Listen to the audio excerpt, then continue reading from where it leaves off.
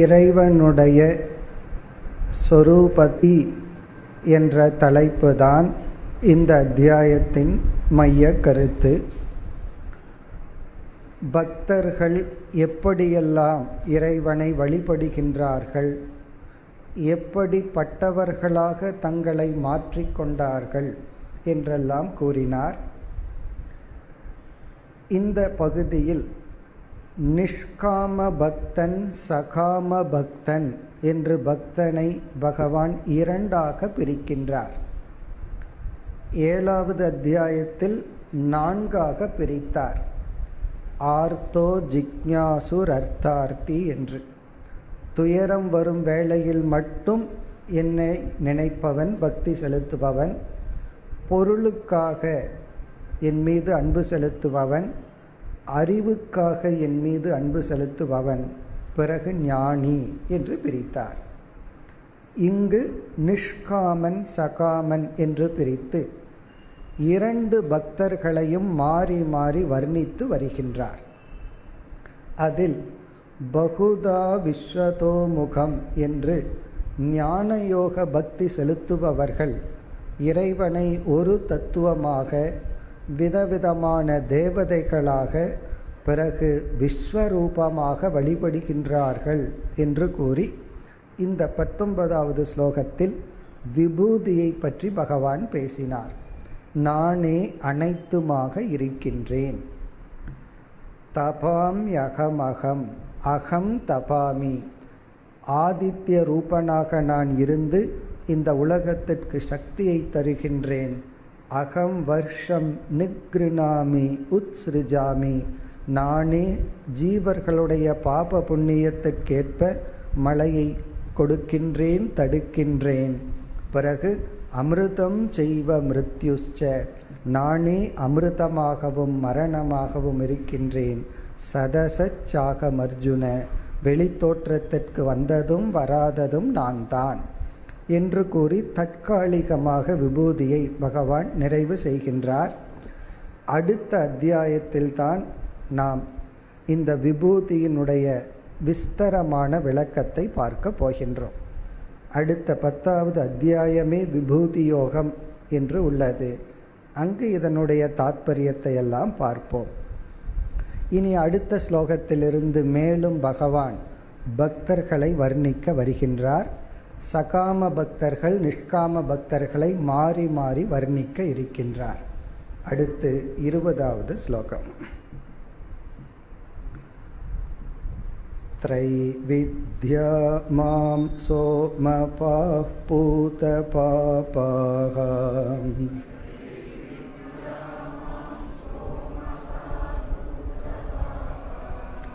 யஜ்ஞைரிஷ்ட்வா ஸ்வர்கதிம் பிரார்த்தயந்தே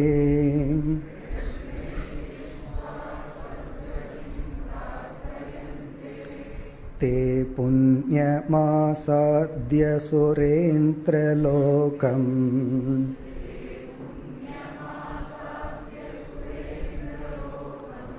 அஷ்னந்தி திவ்யான் திவி தேவ போகான்.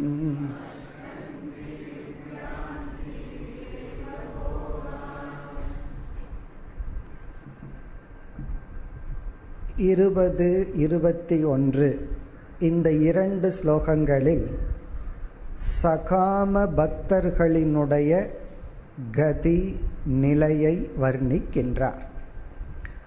சகாம பக்தர்கள் என்றால் இறைவனை ஒரு கருவியாக பயன்படுத்துபவர்கள், இறைவன் மீது நம்பிக்கையுடையவர்கள், சாஸ்திரத்தை ஏற்றுக்கொள்பவர்கள், பாப புண்ணியம் என்கின்ற அதிர்ஷ்ட பலனை ஏற்றுக்கொள்பவர்கள். ஆனால் அவர்களுக்கு இந்த உலகத்தில் உள்ள ஏதோ ஒன்றுதான் இலக்கு. அதற்காக இறைவனை வழிபடுபவர்கள். அவர்களுடைய இச்சா சக்தியை பகவான் இங்கு வர்ணிக்கின்றார். நம்ம படிச்சிருப்போம், கிரியா சக்தி, இச்சா சக்தி, ஞான சக்தி என்றெல்லாம். ஆசைப்படுவதும் கூட ஒரு விதமான சக்தி தான். நம்ம குழந்தையாக இருக்கும்போது நம்ம ஆசை எவ்வளவா இருக்கும்? 100 நோட்டை கொடுத்து ஒரு பலூனை கொடுத்தா நம்ம எதை ஆசைப்படுவோம்? அந்த 100 ரூபாய்க்கு எவ்வளவு பலூன் வாங்கலாங்கிற அறிவு நமக்கு இருக்காது. அப்போ அந்த இடத்துல இச்சா சக்தி ஓரளவு தான் வளர்ந்திருக்கும். அப்படி இந்த சகாம பக்தர்கள் என்னை வழிபட்டு என்னிடத்தில் எதை கேட்கின்றார்கள் என்று இங்கு பகவான் கூறி, இங்கே பகவான் என்ன சொல்கிறார்? எதை கேட்குறாங்களோ நான் அதைத்தான் அவங்களுக்கு கொடுப்பேன். இந்த அதிக பிரசங்கித்தனமெல்லாம் நான் பண்ண மாட்டேன். கேட்காததை கொடுக்க மாட்டேன். பொருளை கேட்டால் பொருளைத்தான் கொடுப்பேன். ஞானத்தையும் வைராக்கியத்தையும் கொடுத்துற மாட்டேன்னு சொல்கிறார். ஒருத்தன் எனக்கு ப்ரமோஷன் வேணும்னு பகவான்கிட்ட கேட்குறான். பகவான் நினைக்கிறார் அவனை கொஞ்சம் ஞானத்தை கொடுக்கலாமேன்னு இருக்கிற ஜாப்லேருந்து கழட்டி விடுறாருன்னு வச்சுக்கோமே. அப்போ அவனுக்கு என்ன ஆகும்னா, அவன் அந்த ஜாப்பை லூஸ் பண்ணுறது பக்தியை லூஸ் பண்ணிடுவான். அவன் எதை கேட்குறானோ அதை நான் கொடுக்கறேன். அவனுடைய இச்சா சக்திக்கு ஏற்பதான் அவர்களுக்கு பலன் கிடைக்கும். அப்போது இவர்கள் எப்படி எதை என்னிடம் கேட்கின்றார்கள், பிறகு அவர்கள் அடைகின்ற நிலை என்ன, அவங்களுக்கு கிடைக்கின்ற இறுதி பலன் என்ன அப்படின்னு பகவான் சொல்கிறார். இது எதற்குனா, இப்படி சொல்கிறது இதை நம்ம கேட்கணுங்கிறதுக்காக அல்ல, இதையெல்லாம் நம்ம கேட்கக்கூடாதுங்கிறதுக்காக. ஒருவர்கிட்ட வழி கேட்டோம்னா பல ரூட்டை போட்டு இதில் போகாதீங்க இதில் போகாதீங்கன்னு சொல்லுவார். கடைசியில் இதில் போகணும்னு சொல்லுவார். அதே போல் இந்த சகாம பக்தர்கள் காமியமானவர்களினுடைய நிலையை வர்ணிப்பது நாம் அதிலிருந்து படிப்படியாக வெளிவர வேண்டும் என்பதற்காக. இப்போ என்ன சொல்கின்றார் பகவான்? இந்த காமிய பக்தர்களை, காமிகளை பகவான் வர்ணித்து அவர்கள் எதை என்னிடம் என்ன கேட்கின்றார்கள், பிறகு அவர்கள் அடைகின்ற பலன் என்ன, இதுதான் இந்த 2 ஸ்லோகத்தின் சாராம்சம். மாறி மாறி பகவான் பேசுவார். சகாம பக்தனை பேசுவார். இப்படியே இந்த அத்தியாயம் முடியும் வரை சகாம நிஷ்காம பக்தர்களை பற்றி, பக்தியை பற்றியே பகவான் பேச இருக்கின்றார். இனி ஸ்லோகத்திற்குள் சென்றால், த்ரைவித்யாகா, த்ரைவித்யா கர்மகாண்டத்தை மட்டும் எடுத்து கொண்டவர்கள், அதை மட்டும் பயன்படுத்துபவர்கள். த்ரைவித்யாகா, வேதத்தினுடைய முதல் பகுதிக்கோ வரமாட்டார்கள். பல பேர் வேத மந்திரங்கள் எவ்வளவோ தெரிந்து வைத்திருப்பார்கள், உபனிஷத்துங்கிற சொல்லே காதில் கேட்டிருக்க மாட்டார்கள். பிறகு உபனிஷத்துக்குள்ள என்னதான் இருக்கு அப்படிங்கிற அறிவும் இருக்காது. பல மந்திரங்கள், பல வேதத்தை பற்றி அறிவு இருக்கும், ஆனால் வேதாந்தம்னா என்னன்னே தெரியாமல் இருப்பார்கள். த்ரைவித்யாகா என்றால் வேதத்தில் சொல்லப்பட்டுள்ள கர்மகாண்ட பகுதியை பற்றிய மட்டும் அறிவை அடைந்தவர்கள். எந்த மந்திரத்தை சொன்னால் எந்த தேவதை சந்தோஷப்படுவா, அந்த தேவதையிடமிருந்து என்ன ஐஸ்வர்யங்களை பெறலாம், இந்த அறிவுடன் இருப்பவர்கள். பிறகு அடுத்தது மாம் சோமபாகா.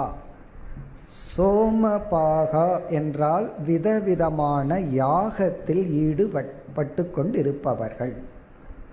சோமபானம் என்பது யாகத்தில் பயன்படுத்தப்படுகின்ற ஒரு பொருள். சோமபாகா என்றால் யாகத்தை செய்பவர்கள்.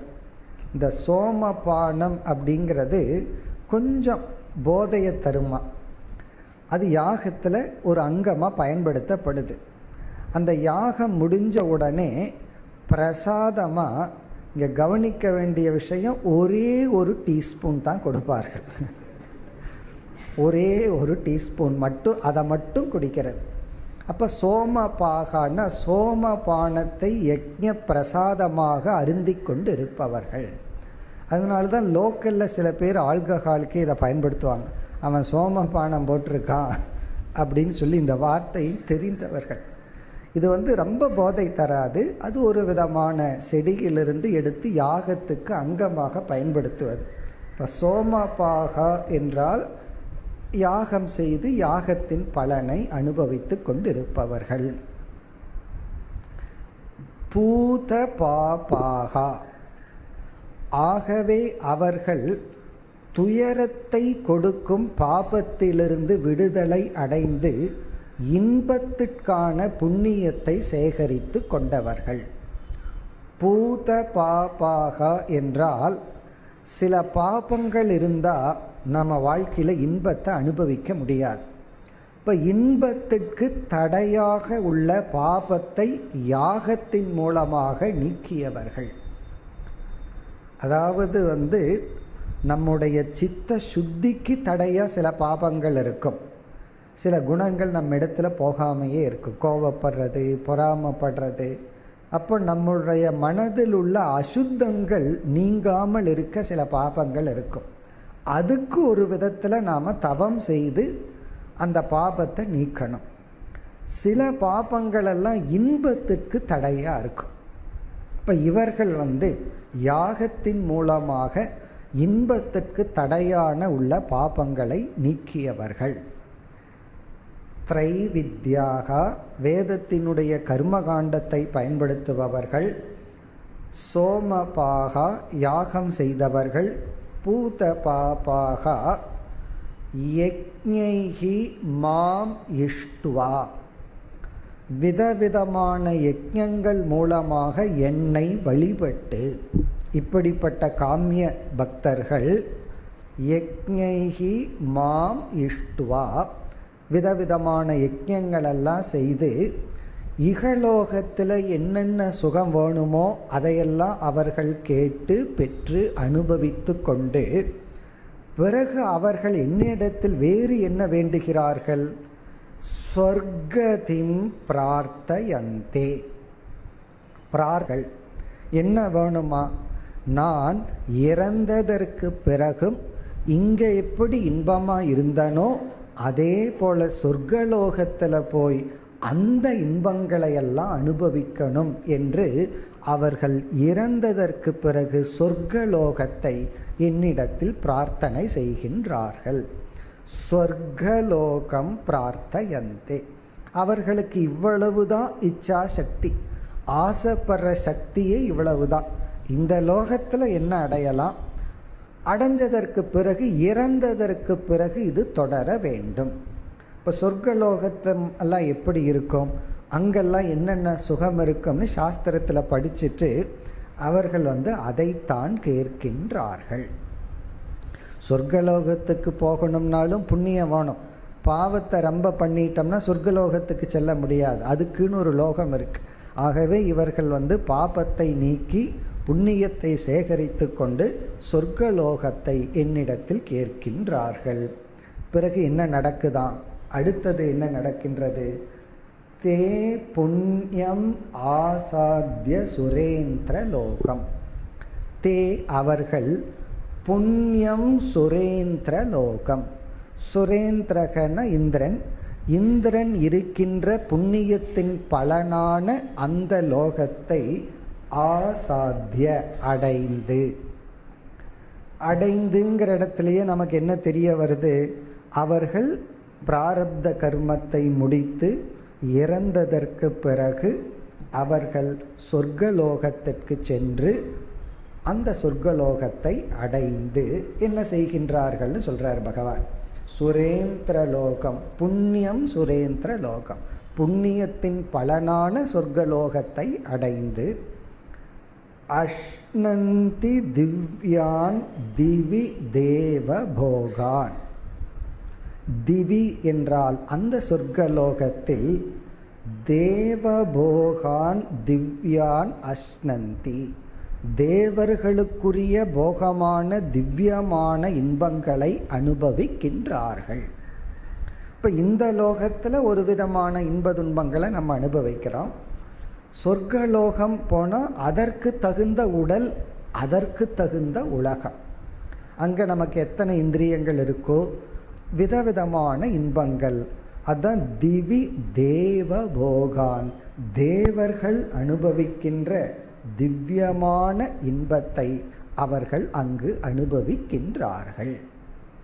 இப்போ இங்கே பகவான் என்ன சொல்றார்? காமிய பக்தர்கள் என்னிடத்தில் இகலோக சுகத்தை கேட்டு இறந்ததற்கு பிறகு பரலோக சுகத்தை கேட்க நானும் அதை அவர்களுக்கு கொடுக்க அவர்கள் அங்கு சென்று அந்த போகத்தை அனுபவித்து பிறகு என்ன ஆகின்றது? இது வரைக்கும் நல்லாத்தான் இருக்குது, இதில் என்ன தப்பு இருக்குன்னு நமக்கு தோணும். ஆமாம், கேட்குறோம், போகிறோம், திரும்புகிறோம், வெளிநாட்டுக்கெல்லாம் போயிட்டு வர்ற மாதிரி அதே போல் நல்லாத்தானே இருக்கும் அப்படின்னு நமக்கு தோன்றும். இனி அடுத்தது என்ன ஆகும்? அந்த சொர்க்கலோகத்திலேயே பர்மனண்ட்டாக இருக்க முடியுமா அப்படின்னு கேட்டால் அடுத்த ஸ்லோகத்தில் பகவான் பதில் சொல்கிறார். அங்கு போயிட்டு இன்பத்தை அனுபவிச்சுட்டு புண்ணியம் தீர்ந்தவுடன் மீண்டும் இந்த சம்சார லோகத்திற்கு வந்தாக வேண்டும். இது மோட்சம் அல்ல, சொர்க்க பிராப்திங்கிறது மோட்சம் அல்ல. இந்த லோகத்தில் இருக்கிற இன்பத்தை போல வேறு சில இன்பங்கள் அந்த லோகத்தில் இருக்கும், அவ்வளவுதான். இக்கரைக்கு அக்கறை பச்சை. வெளிநாடு நல்லா இருக்குன்னு சில பேர் போகிறார்கள். பிறகு அங்கே போய் பார்த்தா இங்கே இருக்கிற சில ஃபெசிலிட்டி அங்கே இருக்கிறது இல்லை. பிறகு துயரம்தான். பிறகு மீண்டும் திரும்புகின்றார்கள். பிறகு இங்கு அடுத்த ஸ்லோகத்தில் பகவான் அவர்களுடைய நிலை என்ன என்று வர்ணிக்கின்றார். 21வது ஸ்லோகம். தேதம் புக்த்வா சொர்க்கலோகம் விஷாலம்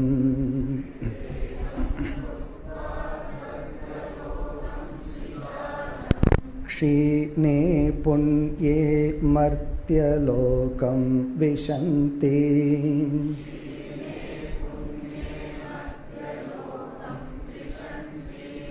ஏவம் த்ரயீ தர்மமனு பிரபன்னாஹ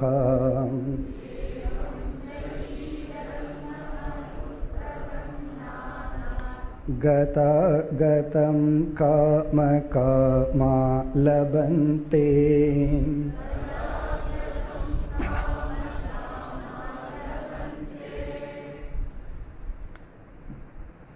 சகாம பக்தர்கள் அடையும் அடுத்த நிலை என்ன?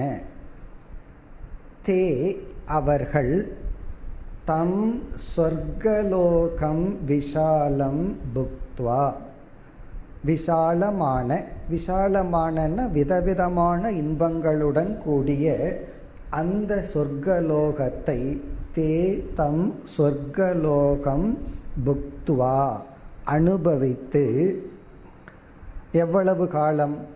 புண்ணியம் இருக்கின்ற வரை அந்த லோகத்தை அனுபவித்து, க்ஷீணே புண்ணியே அவர்களுடைய புண்ணிய பலன் தீர்ந்தவுடன், க்ஷீணம் என்றால் நலிவடைந்த உடன், நஷ்டமான உடன், மர்த்தியலோகம் விஷந்தி இந்த லோகத்தை, மனிதர்கள் வாழ்கின்ற இந்த லோகத்தை அடைகின்றார்கள். மர்த்தியலோகம்னா பூலோகம், இந்த லோகத்தை அடைகின்றார்கள். ஆனால் பகவான் கேரண்டி கொடுக்கல, மீண்டும் மனுஷனாத்தான் இந்த லோகத்துக்கு வருவார்கள்னு பகவான் சொல்லலை. இந்த லோகத்தை அடைகிறார்கள். அவர்களுடைய கர்ம வினைக்கேற்ப ஜென்மத்தை அவர்கள் அடைகின்றார்கள்.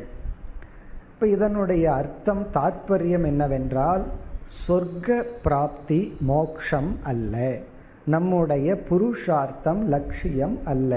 அப்படின்னா இன்பத்தை அடைகிறதே இலக்கு அல்ல. நம்ம மைண்டில் எதுல எல்லாம் எவ்வளவு இன்பத்தை அடைய முடியுமோ அவ்வளவு தூரம் நம்ம சக்சஸ்ஃபுல் பர்சன் நினச்சிட்டு இருக்கோம். வெற்றி அப்படின்னா இன்பத்தை அடைதல். ஒருத்தன் அதிக இன்பத்தை அடைஞ்சிட்டான்னா அவன் அதிகமாக வாழ்க்கையில் வெற்றி அடைந்தவன் நினைக்கிறோம். இங்கே பகவான் அவ்விதம் அல்ல. அந்த இன்பம் குறுகிய காலத்தில் தான் அனுபவிக்க முடியும். புண்ணியம் தீர்ந்தவுடன் க்ஷீணே புண்ணியே மர்த்திய லோகம்னா நாம் பார்த்து கொண்டிருக்கின்ற இந்த உலகத்தை அடைகின்றார்கள். பிறகு மீண்டும் வர்ணிக்கின்றார். ஏவம் த்ரயீ தர்மம் அனுப்பிரபன்னாகா. அனுப்பிரபன்னாகனா எடுத்து கொண்டவர்கள், பின்பற்றுபவர்கள். த்ரயீ தர்மம்னா வேதத்தின் கர்ம காண்டம். வேதத்தினுடைய கர்மகாண்டத்தில் காமிய கர்மங்கள் பல சொல்லப்பட்டுள்ளது. அதை மட்டும் எடுத்து கொண்டவர்கள், பின்பற்றுபவர்கள். இவர்களை வர்ணிக்கின்றார். காம காமாகா. காம காமாகாங்கிற இடத்துல முதல் காமம்ங்கிற சொல்லுக்கு பொருள்கள், இரண்டாவது காமத்துக்கு ஆசைப்படுபவர்கள். பொருள்களை மட்டும் ஆசைப்படுபவர்கள், பொருள்களிலேயே ஆசை கொண்டவர்கள். கதாகதம் லபந்தே.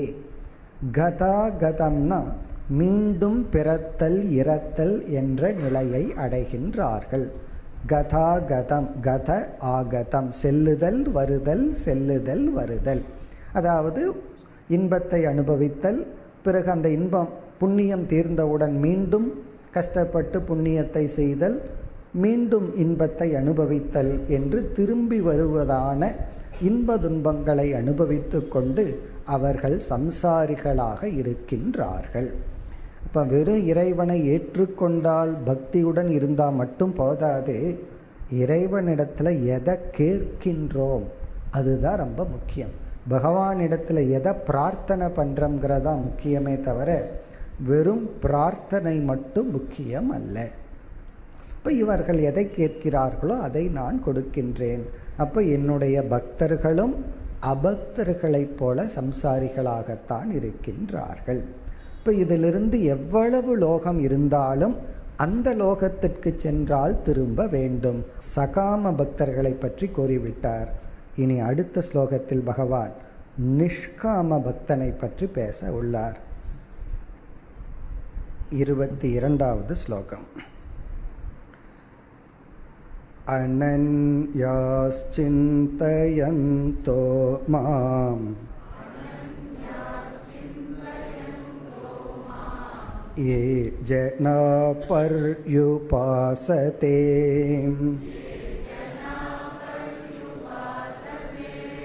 तेषां नित्याभियुक्तानां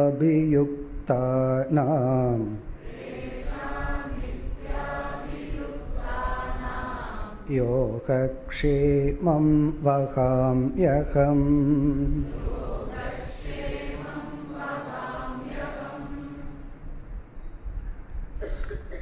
இந்த ஸ்லோகம் ஒரு முக்கியமான ஒரு ஸ்லோகம், ஞாபகத்தில் வைக்க வேண்டிய ஒரு ஸ்லோகம்.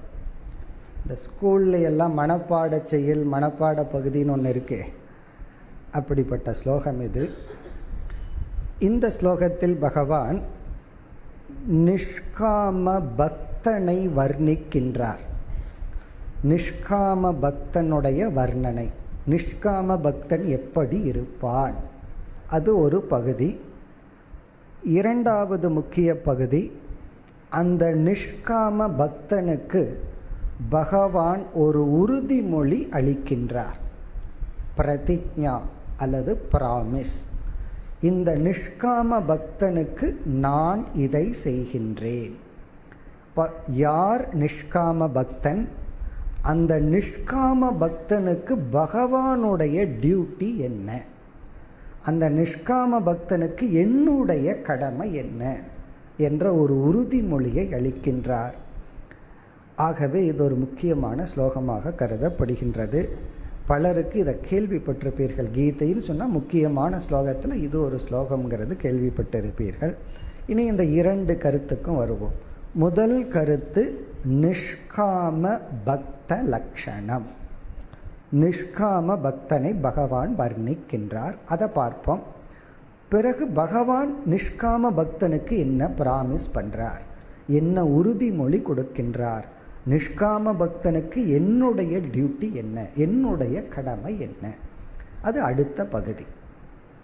இனி நிஷ்காம பக்தனுடைய லட்சணம். முதல் லட்சணம் அனன்யாகா. அனன்யாஸ் சிந்தயந்தோ மாம். அதில் ஃபஸ்ட்டு லட்சணம் அனன்யாகா. அனன்யாகாங்கிறதுக்கும் பல பொருள்கள் பார்க்கலாம். நம்ம ஒரு சில பொருள்கள் பார்ப்போம். அந்யக அப்படின்னா வேறு அப்படின்னு அர்த்தம். அனன்யக அப்படின்னா வேறுபடாத. இந்த சொல்லுக்கு அதுதான் அர்த்தம். அனன்யக அப்படின்னா வேறுபடாத, அதாவது பிரிவில்லாத, அதுதான் இதனுடைய பொருள். அனன்யக, அனன்யா அப்படின்னா பிளவுபடாத, பிரிவுபடாத. இப்போ நம்ம வீட்டுக்குள்ளே இருக்கோம், நம்மெல்லாம் வீட்டுக்கு சேர்ந்தவர்கள். வெளியிருந்து ஒருத்தர் வந்தால் அந்நியக அப்படின்னு சொல்கிறோம். நம்ம வீட்டில் இருக்கிறவங்கெல்லாம் அனன்யக, வீட்டினுடைய அடிப்படையில். பிறகு கிராமத்தினுடைய அடிப்படையில் நம்மெல்லாம் ஒரே ஊர், அவன் அந்நியக வெளியூர்லேருந்து வந்திருக்கான். அப்போ நம்மெல்லாம் கிராமங்கிற அடிப்படையில் அனன்யக. அந்த மாதிரி அனன்யகன பிளவுபடாத, ஒன்றுக்குள் இருக்கின்ற, வேறுபடாத. இப்போ இதுக்கு என்னென்ன பொருள்கள் எல்லாம் இருக்குன்னு பார்ப்போம்.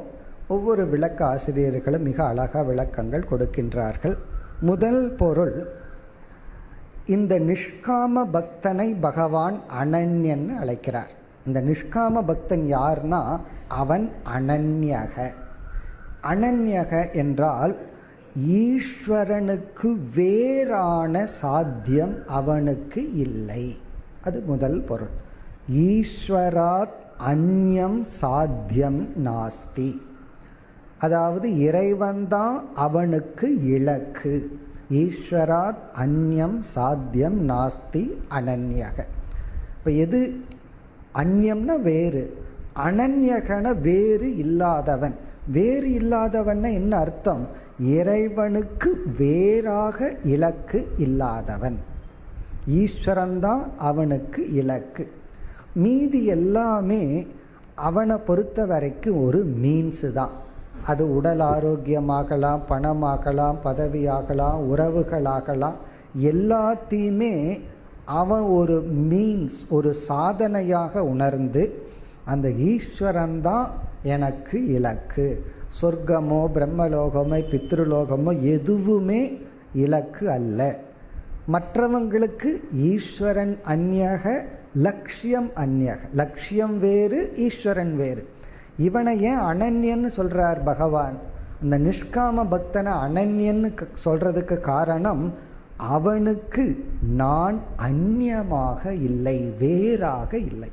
சகாம பக்தனுக்கு நான் வேறு, நான் கொடுக்கிற பொருள் வேறு. நான் முக்கியமல்ல, அவனுக்கு என் கையில் என்ன இருக்கோ அதுதான் முக்கியம். லக்ஷ்மி ஃபோட்டோவை பார்த்தாலும் லக்ஷ்மியை யாரும் பார்க்க மாட்டாங்க, அந்த தங்க காசைத்தான் பார்ப்பார்கள். லக்ஷ்மிகிட்டேருந்து என்ன கிடைக்கிது? அதே போல் இங்கே அப்படி அல்ல, நானே தான் இலக்கு. அப்போ அனன்யகங்கிறதுக்கு முதல் பொருள் ஈஸ்வரனே இலக்காக கொண்டவர்கள். இவர்களுடைய மனதில் புத்தியில் இறைவனுக்கு வேறாக ஒரு லட்சியமே கிடையாது. இப்படி நம்மால் மைண்டில் செட் பண்ண முடியுமா? அப்படி செட் பண்ணால் நாம் நிஷ்காம பக்தர்கள். நம்ம மைண்டில் என்ன செட் ஆகணும், என்ன பதியணும்? இறைவனை அடையிறது தான், இறைவனை புரிஞ்சுக்கிறது தான் பரம புருஷார்த்தம். எனக்கு மட்டுமல்ல, ஒரு மனிதனுடைய ரியல் கோல், உண்மையான லட்சியம் அதுதான். மீதி எல்லாம் என்னன்னா, மீதி எல்லாமே ஸ்டெப்ஸ், சாதனைகள். இதில் என்ன பெருசாக இருக்குன்னு நினைக்க தோணும். என்னைக்கு உறவுகள், பணம், பொருள்கள், பதவி எல்லாமே மீன்ஸ்னு தெரிஞ்சிட்டோ, உணர்ந்துட்டோமோ, அதற்கு எவ்வளவு முக்கியத்துவம் கொடுப்போமோ அவ்வளவுதான் கொடுப்போம். என்னைக்கு அது எண்ட் ஆகுதோ, முடிவாகுதோ, அப்போ அதனுடைய நிலை வேறு. ஒருத்தன் பணம்தான் லட்சியம்னு முடிவு பண்ணிட்டு அவன் என்ன பண்ணுவான்? பணத்துக்காக எதை வேணாலும் காம்ப்ரமைஸ் பண்ணுவான். ஒருத்தன் ஈஸ்வரன் தான் இலக்குன்னு முடிவு பண்ணிட்டா ஈஸ்வரனுக்காக எதை வேணாலும் காம்ப்ரமைஸ் பண்ணுவான். இந்த நம்ம மைண்டில் எது இலக்காப்படுதோ அதற்காக நாம் எதை வேணாலும் விடுவோம். எது சாதனையாக இருக்கோ அதை சாதனையாக தான் இருக்குது. அதுக்காக நம்ம எதையும் நம்ம லூஸ் பண்ண மாட்டோம். இப்போ ஈஸ்வரன் ஏக, பிளவுபடாத, தனக்கு ஈஸ்வரன் வேறாக லட்சியம் அற்றவன். இனி இரண்டாவது அனன்யகங்கிறதுக்கு இரண்டாவது பொருள், அதாவது சில பேர் இறைவன் அடையணும் அப்படின்னு ஏதோ ஒரு உத்வேகத்தில் சொல்லி விடுவார்கள். பிறகு என்ன நினச்சிருப்பார்கள், அந்த ஈஸ்வரனை அடையணும் அப்படின்னு சொன்னால் எத்தனையோ சாதனைகள் இருக்குது. ஒருத்தர் ஹடயோகம் பண்ணுறம்பார், ஒருத்தர் வேறு ஏதாவது யோகம் பண்ணுறம்பார், ஒருத்தர் யாகம் பண்ணுறேன்னு சொல்லுவார். ஒவ்வொருவரும் விதவிதமான சாதனைகளை எடுத்துக்கொள்வார்கள். எதற்குனா ஈஸ்வரன்கிற ஒரு லட்சியத்தை அடைவதற்காக. இப்போ இங்கே அனன்யக அப்படின்னா இவர்கள் மனதில் இதை செய்யலாமா அதை செய்யலாமான்னு பலவிதமான சாதனைகள் இல்லை. ஏகம் சாதனம், அந்த ஈஸ்வரனை அடைகிறதுக்கு ஒரே ஒரு சாதனை தான் இருக்குன்னு சொல்லி அதில் பிளவுபடாதவர்கள். ஒருத்தர் இடத்துல நீ ஈஸ்வரனை அடையணும்னு முடிவு பண்ணால் என்ன பண்ண போறேன்னா ஒவ்வொருத்தரும் ஒவ்வொன்று சொல்லுவார்கள். இவருக்கே குழப்பமாக இருக்கும். ஆரம்பத்தில் நம்ம சாஸ்திரங்கள் எல்லாம் படித்தோம்னா என்ன செய்கிறதுன்னே தெரியாது. ஏன்னா ஒவ்வொருவரும் ஒவ்வொன்று சொல்கிறார்கள். எல்லாரும் சொல்கிறதும் சரியாகத்தான் படுது. நான் என்ன சாதனையை எடுத்து கொள்ளுதல். அப்போது பாதையில் பிளவுபடாத மனதை உடையவர்கள். இதை பண்ணலாமா அதை பண்ணலாமா, இங்கே போகலாமா அங்கே போகலாமா அப்படிங்கிற குழப்பத்திலிருந்து விடுதலை அடைந்தவர்கள். ஸ்ட்ரெயிட் ரூட், இதுதான் பாதை என்று உணர்ந்தவர்கள். இதெல்லாம் சாஸ்திரம் படிக்காமல் அலைந்து கொண்டிருக்கிறவங்களை பார்க்கும்போது தான் நமக்கு புரியும். சரியான பாதையில் நமக்கு தெரியாமல் வந்துட்டா இதனுடைய மதிப்பு தெரியாது. பலருக்கு என்ன பண்ணுறதுன்னு தெரியாமல் அவ்வளவு ஒரு குழப்பத்துடன் அலைந்து கொண்டு இருப்பார்கள். ஒருவர் பிரம்மச்சாரி ஒருவரை நான் ரொம்ப வருஷத்துக்கு அப்புறம் பார்த்தேன். அவர் வீட்டிலிருந்து வந்து 22 வருஷங்கள் ஆச்சு. அதாவது தன்னுடைய 16 வயசுலேயே வீட்டிலிருந்து வந்துட்டார். எதற்கு? இறைவனை அடையணும், ஆன்மீகத்துக்காக. 22 வருஷத்துக்கு அப்புறம் அவருடைய தந்தையை அவர் பார்க்கிறார். இவருக்கு அடையாளம் தெரியுது, அவருக்கு இவர் அடையாளம் தெரியல. இவர்கிட்ட சுவாமிஜின்னு ஏதோ பேசிகிட்டு இருக்கார். இந்த நிகழ்ச்சி அவர் என்னிடத்துல சொன்னார். பிறகு இவர் யாருன்னே தன்னை சொல்லிக்காமல் வந்துட்டார். நான் கேட்டேன், 22 வருஷத்துக்கு அப்புறம் அப்பாவை பார்க்கிறீர்கள், சொல்லலாமேன்னு. அது அவர் சொன்ன பதில் எனக்கு குற்ற உணர்வாக இருக்குது.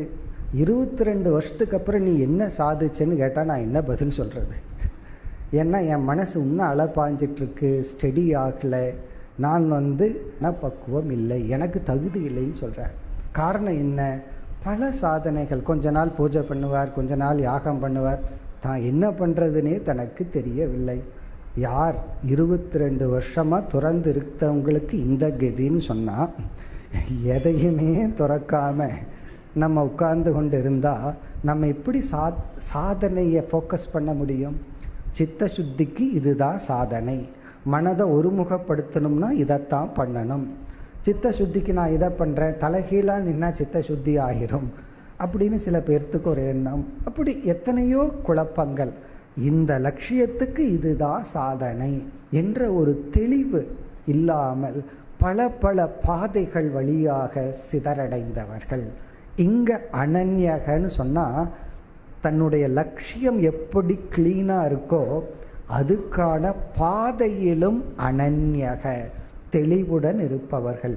இதைத்தான் நான் பின்பற்றணும், இதுதான் சரியான பாதை என்று பாதையை கண்டு கொண்டவர்கள். பல பேர் நல்ல லட்சியத்துக்காக விடுவார்கள். அவர் வைராகியத்தினால தந்தைகிட்ட தன்னை அறிமுகப்படுத்திக்காம இல்லை. அப்படி இருக்கலாம், தான் யாருன்னே தெரியாமல் போகட்டும்னு இருக்கலாம்.